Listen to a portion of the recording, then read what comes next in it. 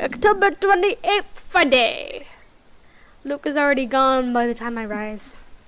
There isn't a single hide nor hair of him to be found, and trying to call him on his mobile is a bust, as it only goes straight to his voicemail. That's twice in a row he's gone on me. And for him to disappear today of all days, it's a bit unpleasant. It's a bit upsetting because of what's to come. The morning is once again filled with whirlwind of activity. Unfortunately, I am much more refreshed as well as I took a break from my responsibilities. I haven't the faintest clue where Luke was yesterday. Today is going to be a busy day, although, unlike Wednesday, the master of the house isn't here right now, absent once again from his duties. Hopefully he'll be back in time for the party. This is our house, after all. A grand housewarming party for the wonderful Wright mansion. Every person of importance from Luxbourne is invited, and there will be a few guests flying in as well. Wait, I want to look at the branching tree. Yeah, okay, I got the death thingy. Okay, what the fuck? What is this weird locky thing that I didn't get? I don't know what that was. Okay, I'm almost done. Every person of importance from Luxbourne is invited, and there will be a few guests flying in as well. Of course, there will be some people from the media, along with friends and acquaintances who have made no less important, regardless of their status in society. Marianne and I discuss business and last-minute touches to the house before finalizing everything. Not that there is much change from our original plans. Bar any huge additions to the property itself, the mansion is nearly 100% complete. You have certainly exceeded expectations, Marianne. Everything looks so marvelous, and in such a short time, too. Well, I can't take all of the credit. People have certainly been enthusiastic about the idea of working on the Wright mansion. There won't be any more problems unless Mr. Wright has any more objections about the second bedroom. Luke and I had a small tiff about making the second bedroom into a child's playroom, which I insist is completely practical. And then in the end, he had to something. I didn't give any chance in the matter. I even bought this wonderful wooden crib from the antique store yesterday, including some toys, just in case anyone brings their baby, of course. Besides, we have little need for actual guest rooms. We hardly have guests who spend the night. If we absolutely have to, we often choose to foot the bill for the visit on one of our hotels instead, always at Luke's own insistence. And on off chance we actually let someone stay, the bedroom is the opposite wing, is still up to the task. Oh, no. We proceed with that room as planned. I already agreed to him having his greenhouse and his vineyard and his stables. He may as well let me have this one thing. No, I did not agree to him about having a helipad. All right, then. Well, do we have any other concerns? Anything we need to put on our agenda before the party commences? No, I don't think so. Not unless Luke has anything else to say. Is he around then? It'd be best if we can note down his request right away, considering the scope of his usual ones. Around? No. Where is he? Who knows where? I don't. No, he's not around. She didn't have to point out the obvious now, did she? After 7 long years, I'd already gotten used to him. I should be by now. Still not, apparently. But don't you have a party? I want nothing more than to complain, to whine about how unfair this is. However, airing out one's dirty laundry is simply taboo enough among high society. To do so will make you a ripe target. To do so will make you a ripe target for the next dinner party chit-chat. Vultures, the lot of them, really. Or most of them, at least. There are always good ones like Rajel, Lee. But put your trust in the wrong person and you'll find yourself eagerly picked apart. Yes. But Luke's just being a sweetie, you see. That friend he's visiting. He's having marital problems and he's just trying to cheer him up. Perhaps I'm a bit too rash. I bit too hot-headed in divulging details, but I thought myself clever with the plan to dress up as gossip. Marianne's raised brow makes me unsure whether she's interested or not. Although that does make things better if she has no interest and therefore has no hidden intent to utilize whatever I may say to her. They've been married for a long time and they've hit how do they say it? A rough patch. His wife has a drinking problem and can be very neglectful. The poor thing really does his best to be a good husband. But it's never enough for her. Sometimes I think it's the years. Maybe it's been so long that they've lost that romantic spark. What do you think? What do I think of the matter, ma'am? No, what do you think of my hair? It feels so lifeless and dull today, and that's no good for a party. And I think I'm breaking out into zits. Now that you mention it, there is something different. There better not be something on my face. I wouldn't worry about that. You do look a little paler than usual, ma'am. I apologise if I'm crossing any lines here, but have you been resting properly? Huh. You'd think I get a bit tanned with how sunny it's been lately. Don't you worry. I feel right as rain and never better. But back to the matter at hand. You were asking for my personal opinion on the matter, ma'am? Do you want me to be honest, or... Be honest with me, I don't know.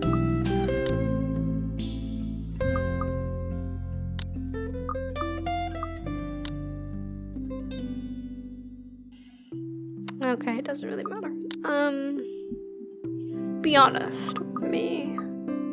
Be honest with me, Marianne. I don't need someone to sugarcoat it. Unlocked, real talk, bitch. Yeah, she likes me for it, okay. I'm not some fragile thing that I'm just going to break down at the slightest thing. She hesitates, taking a sip of her coffee while staring into her own cup of tea. The silence stretches on, and I almost believe that she will never answer my question. I suppose I shouldn't blame her putting her in a tight spot like this.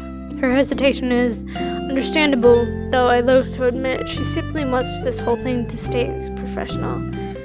But then she speaks. If I'm going to be completely honest, I need to ask. This is about you and Mr. Wright, isn't it? It's my turn to hesitate now. I really didn't expect such a straightforward question. And to get the heart of the matter, I suppose I'm not as clever as I like to think. Or is it really that bad that an outsider can see our little marital troubles?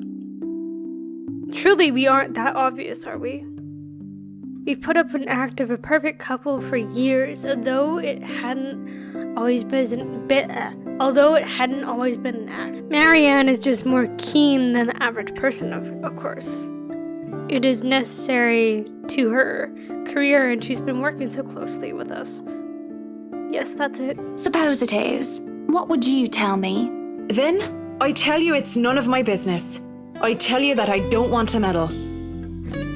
But if the troubled husband with the neglectful wife asked me for my honest opinion, I'd say that he shouldn't base his happiness and his self-worth on someone else. Someone who won't even give him the time of the day. Maybe he should try being independent for a while. See what it's like when he isn't trying to please someone else and doing things for himself. Everyone's supposed to be their own man or woman, right? A bit of breathing room never hurt anyone. That's just my 2 pence worth, of course. So you're saying they should divorce? Nothing as drastic as that. If they're afraid that it might lead to just that, then maybe that is what's meant to happen in the first place. We shouldn't let our fear control our lives. But it's just a short hiatus is all. Or, couples therapy? Look, I'm really not the best person to ask about relationships. So grain of salt and all that. She trails off, having said her piece, and leaves nothing but the smell of coffee and Earl Grey between us. There is a calm dispute, the nature of what has been discussed. To say that her words make me start to think of an understatement is that way. To say that I'm not considering her advice is a lie, and to say that this might just be the calm before the storm is a possibility. Others have had shorter marriages, yes, but plenty have celebrated long and happy ones as well. My own parents celebrated their curl anniversary before they passed away. But 7 years? 7 years isn't a whole lot in a grand scheme of things. It isn't a whole lot of time to see what and where a relationship can bring us. And at the same time, 7 years, well, it hasn't been entirely made up of unhappy years, has it? It won't last forever. It's not supposed to anyway. I just dread the thought that it might last for a very long time. I dread the thought that these small spats, these little disagreements will turn into all-out resentment. The idea that we will grow to hate each other with every fiber of our being scares me. I can't even pinpoint the exact moment when our blissful union turned sour. We can get through this, right? I know that I still do love him, and I feel that there is still a part of him that loves me in return. We just need to get our heads together and talk it out. Surely he will see some sense. There is a cough before Marianne clears her throat. I must have been quiet for so long, I move to apologize when she stands up. We both end up on our feet, unsure how to proceed. Some sort of odd, awkward shuffle occurs as we decide whether to sit down or not. I really should handle what's left of the work. You won't be attending the party? Oh, you really must, Marianne. I'll try to stay and chat. Maybe grab a few bites and a drink, but I can't be around for the entirety of the event. My apologies. Busy, busy, busy. You must stay a while. I'd love for you to meet some of my friends, and they're ever so excited to meet you. You need to say hello to the Lees, at least. If it wasn't for them, I'd never even heard of you. We'll see. So, if I can be excused? Certainly. You'll have to excuse me as well. I must attend to the party before any early birds arrive, because, believe me, they will throw a fuss if things aren't ready, even when they're not supposed to be here until an hour later. The scene outside the parlor is a great organized mess.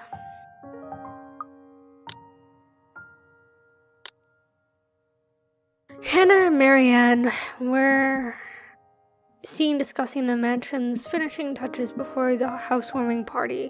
On a whim, Hannah asked for Marianne's opinion about a certain couple having marital problems. It leaves the former with something to think about after the latter excuses herself from attending the party. Just so you know, I did research the different couple pairings, the romantic couple pairings you can do. And apparently Hannah, you can have her be with Zach, Marianne, or someone else, I think. But I really liked the chemistry that Zach and her had, but I get a feeling I kind of don't want Zach to get tangled with that, because come on, he needs, his first relationship can't be a marital cheating thing. So, and I care less about Marianne, so I'm gonna try to have Hannah and Marianne be together. So that's my goal. Aside from our household help, we hired the service of a temp agency, which provides staff for Wright Enterprise in the hospitality sector. Even our very skilled staff cannot undertake a party of this size on their own. Waiters, busboys, hostesses, and their staff captains move about in droves carrying crockery crockety, whatever, silverware good for several dozen people and then some. Chef's bartender's tale after Johan, I can't say his name, looking like scared little children as he escorts them through the kitchen and into the wine cellar. To pursue the stock to select what can be selected at the party and what can be used for cooking. Schnell! We have a lot to do, and I believe we did not hire snails. Snails are for the dishes. A string quartet readies up to play for the evening, turning their instruments as they fill the air with idle chatter. Floral decor with thousands fill vases, wreaths, baskets, while petals were scattered along the driveway up front. An ice sculpture of a reindeer is brought in carefully by a pair. It is followed by a simple cake, just a 5-layer white chiffon one with white chocolate mousse, fresh berries, and a light dusting of edible gold leaf. Simple cake with, edible gold on it. Alright. Despite the fact that I told Marianne how I will attend to all of this, I find myself unable to focus or care for any of it. I still have our discussion running in my mind, and looking at all this, I only see Luke everywhere. These are all the grand things that Luke wanted to have for the party. I had wanted a small, elegant, and simple gathering with only a select few invited, namely the people who I would have actually trust to enter my home. I did not want bloody politicians or paparazzi here, no matter how used I am to catering them. At least be here for your party. Damn it, Luke. The entire thing screamed Luke right, and I can't help but add another question to my growing list of queries. When did I lose myself? It's always about him nowadays, isn't it? What about Hannah Wright? What about Hannah Evans? I used to be my own woman who made her own name, her own career, and her own decisions. Sure, I was already the social butterfly that I still am today, but it wasn't all empty, shallow gossip and sitting pretty. I was also loaded for my knowledge and talent. Finance manager wasn't just handed to me just because my father owned the company. I had insisted that I start at the bottom so I could work my way to the top and prove myself.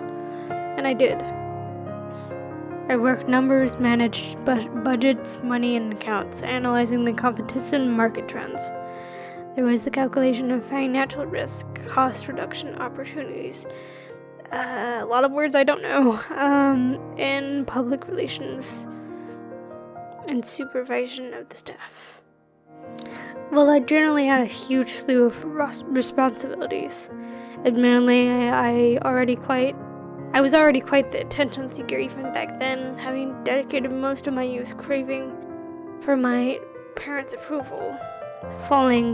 Failing that, I turned to others, looking for praise from anyone who would give it, however fleeting it all was. And Luke. Oh, Luke, the way he looked at me, the way he watched me and took a genuine interest. He had me disgustingly obsessed since day one, hasn't he? He saw me for me, Hannah Evans, with both my faults and my achievements. The man didn't treat me like some damsel in distress or some prize to be won. I remember the nights before we were married where we talked about everything and anything. From big things like business, society, and philosophy to little things such as what we had for breakfast or whether we liked cats or dogs more. We both prefer dogs. Nowadays, I'm just Luke Wright's wife. It's mostly my fault, isn't it? They told me that husbands preferred wives who are docile and subordinate. Women who always be there for him, yet would never outshine him in any aspects except beauty. A wife needs to be at home and attend to his needs and have children and take care of them in his absence. They said I have no business working anymore after I was married. I can blame society, but I listened. Before I can fall further into this introspective pit of self-loathing, someone calls for my attention. The guests have arrived, madam. Scared the shit out of me, but that's okay. And Luke? Running a bit late, I'm afraid. Late for his own party. That man, I swear. He's probably looking to make a dramatic entrance, knowing him. Open the doors, then. We mustn't tarry. Cars line up in the driveway, peppering the front of the mansion with vehicles of any kind. Grand Tour, supercars, even the odd high-end muscle car or two, convertibles, grand saloons, and other luxury cars can be seen being parked by valets. A handful of cabs drive up, possibly for those who thought it's too troublesome to bring their own cars. There are at least 2 different media vans as well. They're all here for what may be considered the biggest event of the year for Lexborn so far. Who knows what we'll plan for the winter holidays. Welcome everyone. Please, make yourselves at home. Some of the guests idle, enjoying the warm, if not strange sunshine we are experiencing before gloomy skies inevitably return. They greet acquaintances, friends with warm smiles, others less so. From where I stand, I can see the hierarchy of power, the ties that bind those individuals here, whether through convenience or necessity. Yes, you know what I mean. However, there are also a few who are not here to further cement their current place in high society. Such as this young man with his oriental air, ignorant of the looks he receives from women and men alike. Be careful with Shirley, all right? Man from the Orient, really? Or the rose-haired woman talking on her phone while she looks unsure of why she's here exactly. Yes, I'm at the party already, Mom. Yes, I'll say hi to her if I can. I see Zachary, the photographer, as well. He talks to a few of the other media crew with an air of familiarity. I was just here a few days ago, yeah. And the inside is huge, but the staff are pretty helpful if you get lost. I had invited Father Norman too. It's the least I can do after he blessed the mansion on my request, aside from my small donation to the church, of course. But the poor man had taken ill and went through a nervous breakdown of some sort the other day. That's not reassuring. And then there are people like the chief inspector, people who can never be you can never be too sure about. People who stand on the border between suspicious and being trustworthy. Thank you for the invite, Anna. Husband still missing, I see. I should be saying the same of your darling Rochelle, Lee. The doctors again. She told me she'll just be in the gardens. Bet she's lying and that she's somewhere around mingling, gossiping with the other ladies. No offense, but that seems to be all you ladies do at these parties. And aren't you gossiping right now? Yes, well, what about Luke? Should we file a missing persons report now, or do you want to wait 24 hours? He's... You know, I can tell if someone's bluffing. Don't tell me, let me guess. He's finally drunken himself to death and not wanting a scandal, you've hidden his body. I was wanting to give this housewarming gift to him personally, too. It's a plate that holds a wine glass so he can stop killing himself with liquid lunches. Looks like it's too late for that. Nothing like that. Besides, this is a hardly polite conversation. Oh, relax, I'm just trying to be cheeky to lighten the mood. It's not like I want Luke dead. The man doesn't serve dodgy plonk like the others when I visit, and he pays his respects well enough. I could use a glass of wine or 3, actually. Rochelle's been in a horrid mood.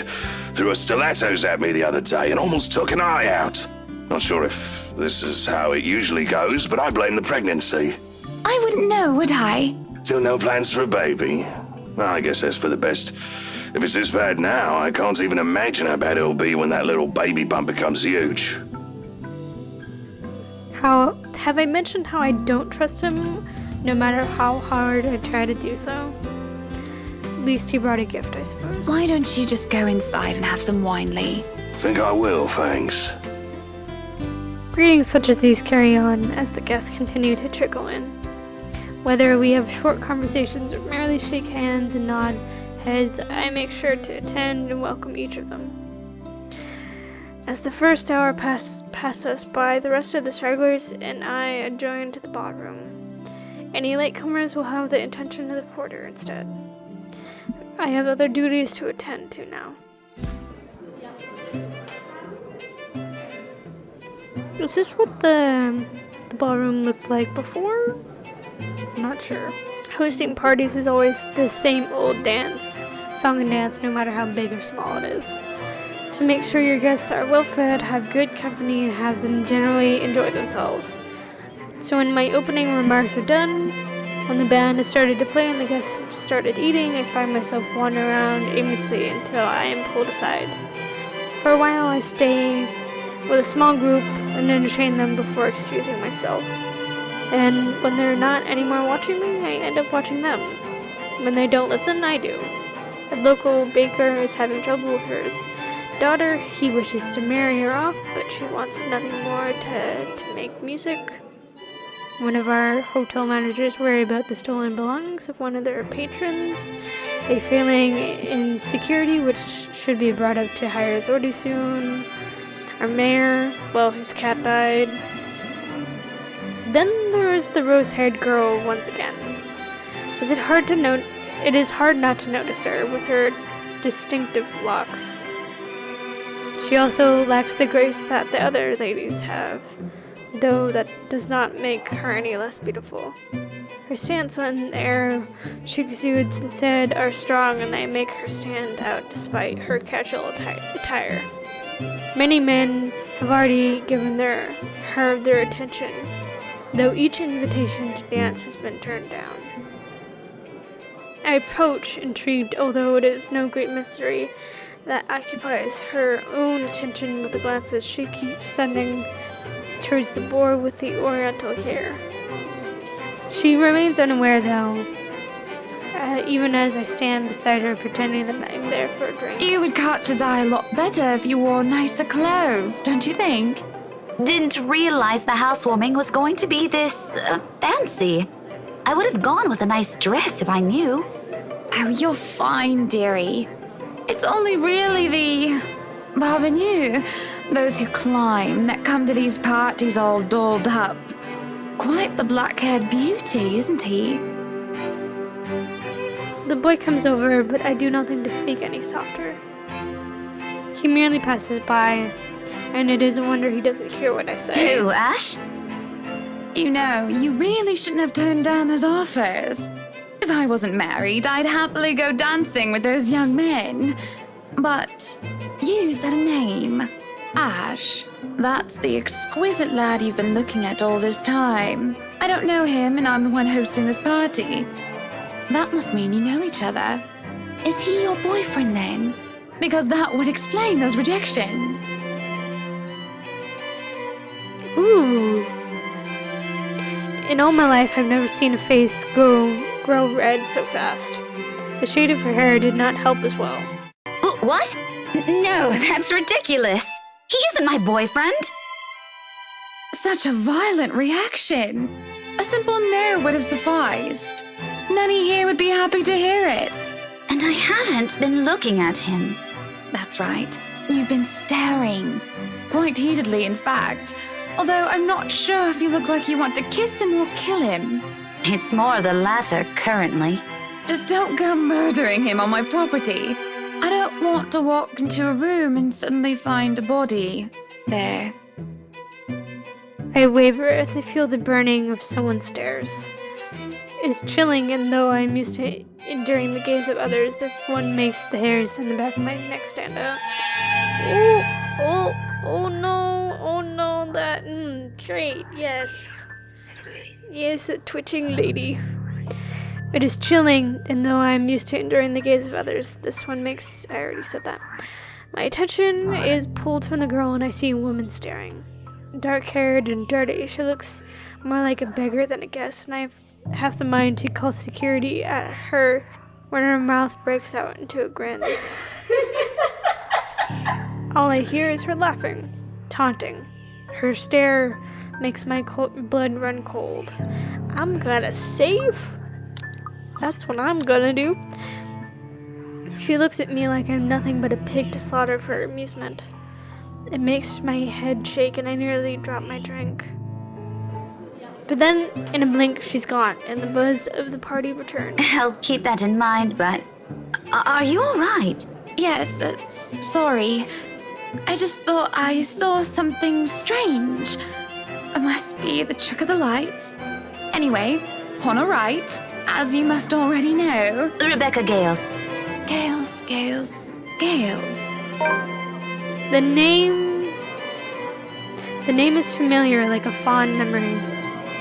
I recall a kind lady, a private tutor who treated me like her own daughter when I was young. She'd even bring me food when there was no need to do so. Usually stovels, which I honestly hadn't been too keen about, though I ate them nonetheless because she brought them for me. Oh, the professor! And your little Becky! My parents couldn't make it since they're in Scotland right now. And Mom says hi, by the way. But yeah, that's me. Little Becky. We met once before. Yes, oh, I remember you! You were the cutest little thing with glasses! And when we met, you were having boy troubles with this lad called something with an A. What was it again? Aaron, Alan, Adele, Albert, Alexander, Andrew? More I list off names, the more red and the more quiet Becky gets. She starts to look a little bit miserable as her body language shows discomfort and stiffness. Perhaps I have triggered a horrid childhood memory. Surely I hadn't been mean when she visited with her mother. I don't quite remember all of it. Ashton! Ash!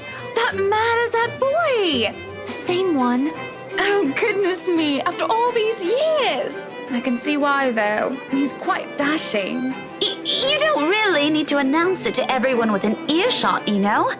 Keep it down. I'm so sorry, but it really is cute. And a tad bit sad. So, this is a nice party, Miss Wright. Please, Anna is fine. We're friends of a sort, aren't we? We must be friends, seeing as I know about your little infatuation, Becky. Don't you worry, dearie. You'll have your happy ending yet. I'm not too concerned about that, am I? That's not what I'm looking for. Oh? And what makes you think that? Doesn't everybody want their happy ending? The idea of happy endings sounds like they're just for fairies. And they are, sorta. I don't think you can just sit around, trapped in some tower and hope for the best. If you love them, you have to fight for it, right? You're not just going to sit there and hope that everything will just fix itself on its own. Like everything, you have to work at it. But what do I know? There is a grimace, although she starts to relax around my presence.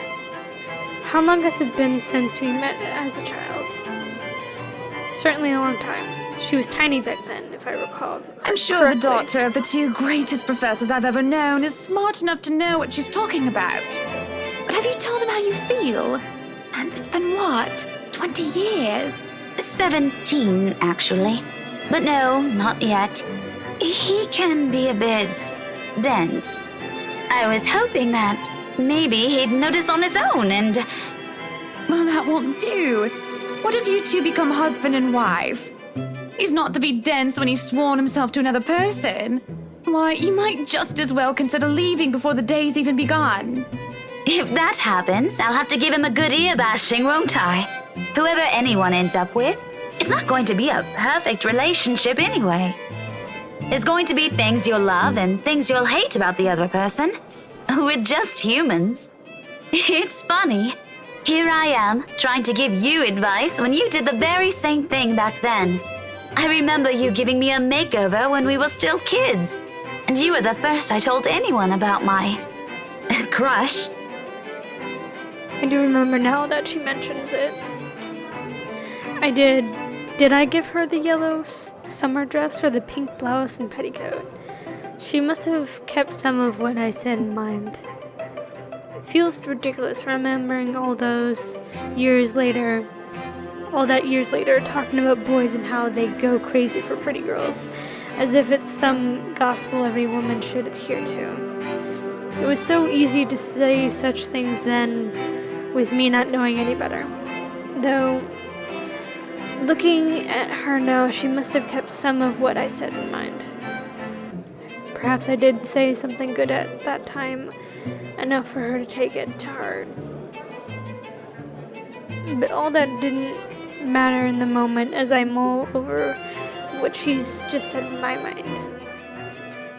What Becky told me is very different from what Marianne told me. There's no time to ponder over that.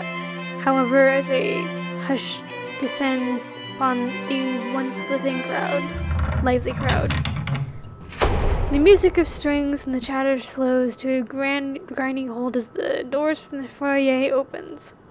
The last of the latecomers should have arrived moments ago, and anyone else that this late might simply be too embarrassed to show their face. So this can only be one person, or rather one man. There is only one man who is audacious enough to arrive at his own party so late. Good evening, ladies and gents. Enjoying the party? I hope I'm not too late in welcoming you all to the right mansion. Unlike I, who has raised in the spotlight, simply grew used to its presence, he sought it out every chance he could, even when there was no spotlight that shone. And I'll never put it against him when he smiles like that. He did so quite brilliantly under the scrutiny when he channels his own showmanship. You can tell by the way people's eyes light up as he speaks, how they listen enraptured, even if he's doing it in a simple greeting. A little wave of his hands here, a small smile there, and a bit of swagger. I always tell him that if he is not to be a businessman, he'll do well as an entertainer. I love the sight of him, especially when he looks at me and he beckons me over to humbly share his place. Not a single second is wasted as I excuse myself from Becky's side and I make my way to Luke's. Welcome one and all to our humble abode. Tonight, if you have yet to find yourself in your roles, you are our ladies and lords of the court of your king and queen. If you would excuse my presumptuousness. I want to punch him in the face. So enjoy the feast that has been laid out for your senses, as we only allowed the best to be served. Enjoy the rest of your night, everyone! There's a round of applause, cheers, even some hoots. Guests approach us left and right to shake Luke's hand and greet him personally, praises on their lips. It is because of this that I do not see her.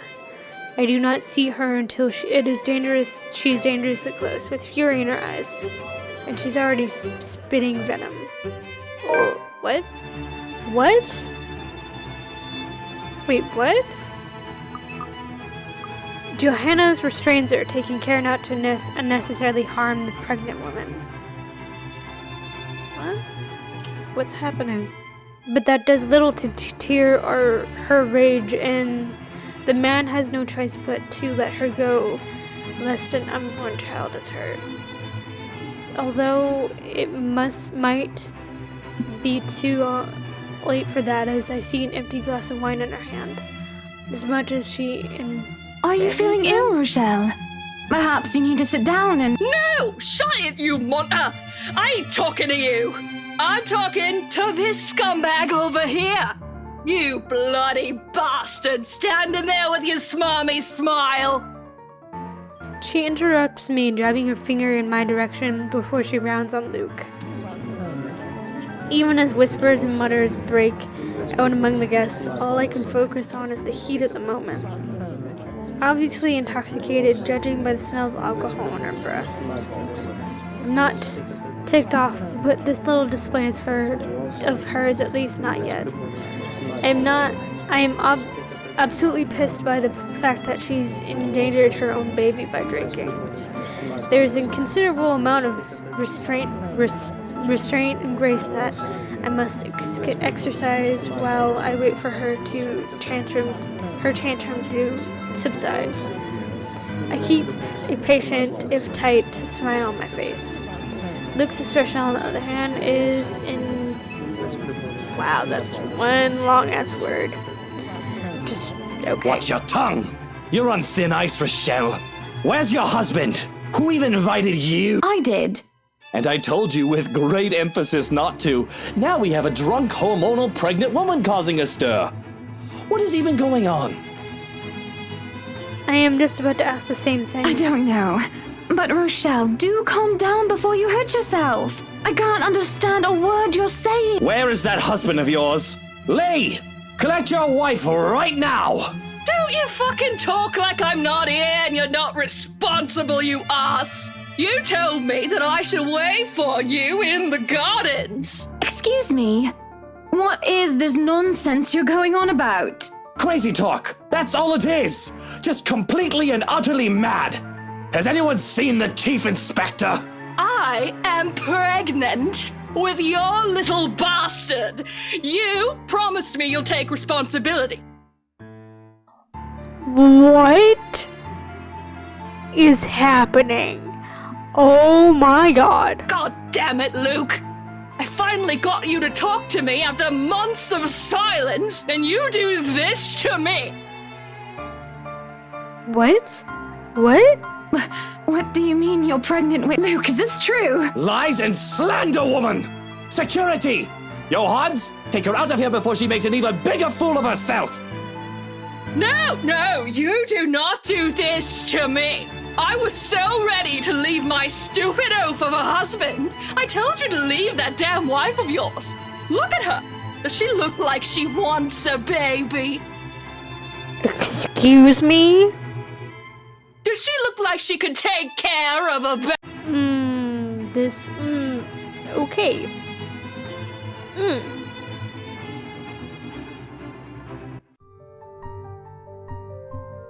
Alright, okay. Let's branching tree. How far are we? That's not where we're going. Okay, wait, what?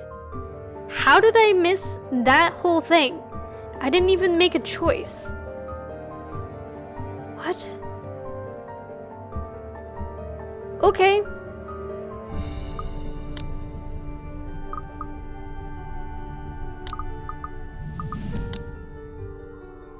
It is now that whatever, returns with security, along with a concerned-looking Officer Lee. They surround her and move to escort the hysterical woman. Judging by his pale face, he has heard the whole thing, and I feel nothing but pity for the man. Not that I believe Rochelle. Luke will never go so far as to sleep with another woman, right? I'm so sorry for her behaviour. She's been under a lot of stress. And the alcohol. Talking nonsense, that's all it is. You're not allowed to drink because of the baby, Shelley. What are you thinking? Nothing to see here, people. Move along. Is there really nothing here for the ramblings of a drunk? Of course, there are nothing but ramblings of a drunk. She's just jealous of this wonderful marriage, this happily ever after that I have with my parents. Take that troll up out of here immediately! And see to it that she isn't allowed to hear or anywhere we hold any authority in Luxbourne. To be banned from anything from the right name on it is basically social suicide. We practically own half of Luxbourne, and there isn't a single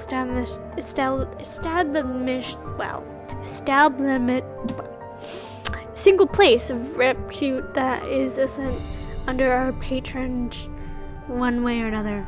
This is a mercy. I can do much worse to her. At least this way she can just move out of the city and never ever return. I have stayed my hands in my face of her grievance fault. Her bold face lies when she deserves so much more. I can take away her business, have her factory shut down. It is too easy to ruin her life until she is nothing. It is all so tempting. I can only see red. The tension is thick in the air, and the silence that embraces the room is certainly deafening. There are worried and almost fearful glances from some of the guests, yet at the same time I can still hear them whispering. But as long as they hold their tongues and don't interfere, none of those matter to me. Especially when my darling looks at me with a different shine in his eyes. It almost seems as if he's proud of what I have done, and that spurs me to more than anything. Everyone, please go back to enjoying the party. Don't let that mess of a woman ruin your night. You heard her! Strike up the band, maestro, and let us dance like fireflies in the night! It takes a bit for the crowd to stir again in the face of all that. But like most problems of the elite, it is brushed under the rug and forgotten in favor of merriment. This fucking dick fucking motherfucking I am Marianne and Hannah are gonna be a thing. They're gonna have an amazing relationship. They're just gonna be together. Because fuck this guy. He offers his hand to me with a small smirk and a bow. Well, that was a mess, wasn't it? And you handled it magnificently. It happens. We are very important people, are we not? Milady, would you like to dance? With pleasure, my prince. No one is going to get in between me and my darling husband. Not Rochelle or other rich, snooty scrubber. Not some common whore and ambitious maid. No one is going to get near him in that manner, not while I'm around. But if I have anything to say about it, no one is going to get near him at all. October 29th, Saturday. Alright.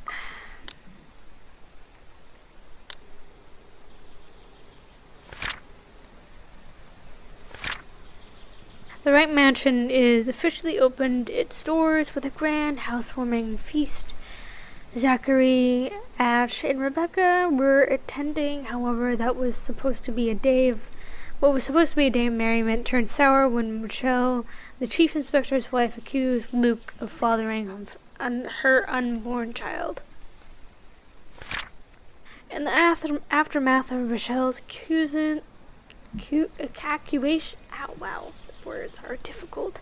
accusations, an enraged Hannah banned her former friend from setting foot in any of their properties. Despite what happened, the commotion was brushed off and the party continued. Luke and Hannah were seen dancing sweetly together all night. Alright. Relationships. Nothing has really changed. Really? The day after proved to be a difficult task. My darling prince is a man of many connections, a man of the people. He is always talking to one person or another, and I am always left alone, unable to stay at his side at all times. It is frustrating, but I have to be understanding. Besides, I can't see why he can't just stay at home. At least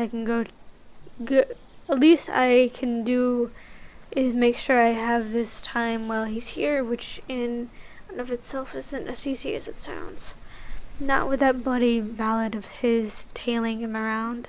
Johans! Where's my tie? I can't find it anywhere. Have you looked around your neck? It should be there if it's not on your clothes horse, sir. It isn't often that I'm awake this early, at least early enough to find my darling preparing for the day with his valet attending to him. It is an old-fashioned way to go about the morning. He's able to dress himself after all. But he says that it really makes the day easier for him to make someone else do this tedious task. Albert, with a grimace. Although it is that manservant of his dislikes the duty so much. Though if that manservant of his dislikes the duty so much, I'll gladly do it instead. I've got it, my prince. Come here. Well, someone's up and at them especially early this morning, huh? Here I thought you'd be knackered by all the dancing we did last night at the party. And after that, well... A saucy little wink and a smile is what he offers me as I draw close to fix his tie. And when the valet reaches out with his perfume, I quickly take it and shoo him aside. This close, his scent fills me with the smell of white flowers, cocoa, cardamom, and almonds. It is intoxicating. And the sight of the two of us is in the vanity mirror is picturesque and perfect. Can I help it if I feel a little resentment that another person gets to do this for Luke every morning when I could have done it myself? No, I can't. You're dismissed, Shroken. I have this. Go on then. You'll be summoned if you're needed. There's a curious look furrowed brows before any sign that he cares is wiped from his expression. Very well. If you need me, I'll be somewhere that isn't here. You could have let the man do his job. And I say there's no need for him. I can take care of you just fine, my prince. Just where are you off to this morning anyway? I hate the thought of him leaving me. Feels like an eternity without him here. In this lonely place that doesn't feel like a home quite yet.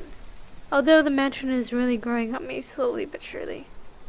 I want to be at his side, yet he fails to see such an obvious thing. Business. Where else? Why can't you just work from home? You can afford to, can't you? Business needs a firm hand and a personal touch, Buttercup. Besides, I can't stay cooped up forever in here. I'll go mad. Well, you'll come back home as soon as possible, won't you? It's so awfully lonely here without you, my prince. I could. I don't see why I should, though. This hasn't been a problem before. You know I'll come home when I come home. Just get home as soon as you can. For me, won't you? No promises. It's business after all. I can't just stand up in the middle of the meeting and tell them the wife wants me home. Then forget those peasants. He stops and stares, looking perturbed for a moment after shaking his head. Is he feeling ill? There's more reason for him to stay here with me, doesn't it? I'm just being a good wife, worrying about my husband and all. Be good, dear. And stay safe. There's been all sorts of dodgy characters seen about the property. I'll be leaving Johans with you, just in case you need anything, and to be on the safe side, okay? But I don't need a valet. I need you here with me. I'll be closing a big deal with a pharmaceutical company soon, if things go according to plan. Maybe, after that, I can take a breather for a bit. No maybes. You have to promise me. I only need him. I'm going to be late, Hannah. The longer this takes, the later I'll get home. Fine. Shall I see you out? If that's what you want. Creepy music, awesome. At the front door, his valet waits ready to accompany him for the rest of the day when he's told to stay and tend to me. I still don't like it. Looks like he doesn't either. But I ignore him in favor of the one who really matters. I hold Luke's hand in mine and give him a deep kiss. It makes my heart flutter as I see the way his eyes close during our moment of passion. Parting for air, I can only smile. Have a good day, my prince. Right. Off I go. I still don't want him to leave. He should just stay. Forever. If you could let go of my hand, please, Hannah. It's just so hard to let go when I finally have him in my grasp. Whoa! To watch him enter his car and leave pains me. It leaves behind an aching, gaping hole like a hunter in need. I'm not content until he returns. If it fits you, breakfast is ready in the parlor, madam. If anything, I'll be in a foul mood until he returns. Leave and go practice your bloody sodomy elsewhere. Peculiar. When I return around to hiss at him to leave, he's already gone, and that suits me just fine. I want to be alone without anyone bothering me. I just want to be alone with myself and my thoughts. With only these halls as company. These damned halls which will hold our memories, just he and I. There's no one else I need but my prince. Not some cheeky servant who just living because he's Luke's right-hand man. Rubbish like him deserve nothing. He deserved to be thrown and locked in the attic. Without realizing it, my feet had brought me in here. The empty, lifeless room disgusts me.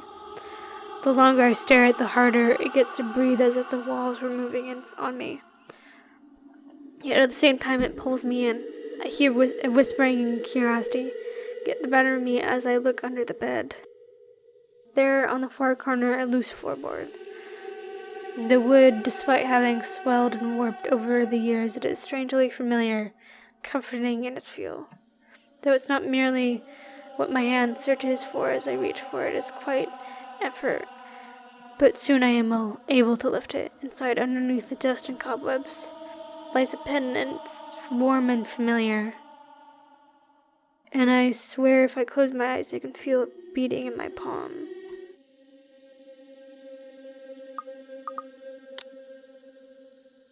Alright, still there.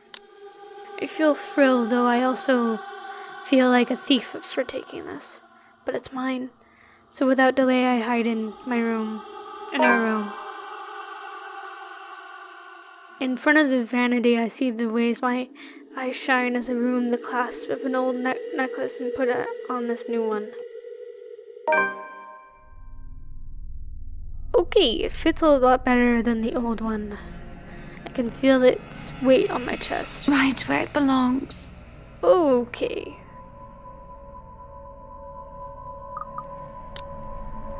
Alright.